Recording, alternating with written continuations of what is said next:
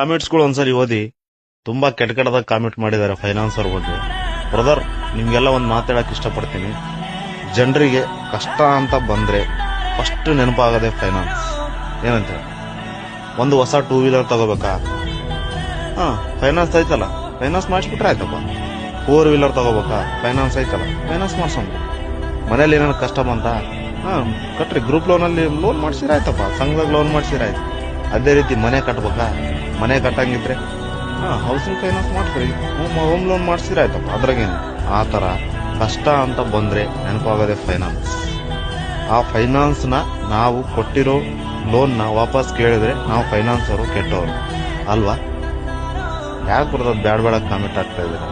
ನೀವು ಕಾಮೆಂಟ್ ಹಾಕ್ರಿ, ಕಾಮೆಂಟ್ ಹಾಕಿ ನನಗೆ ನೋವಿಲ್ಲ, ಬಟ್ ಯೋಚನೆ ಮಾಡ್ಬೋದಲ್ಲ. ಫೈನಾನ್ಸ್ ಅವರಿಗೆ ಫಸ್ಟ್ ಮರ್ಯಾದೆ ಕೊಡೋದು, ರೆಸ್ಪೆಕ್ಟ್ ಕೊಡೋದು ಕಲ್ಕೊಳ್ಳಿ.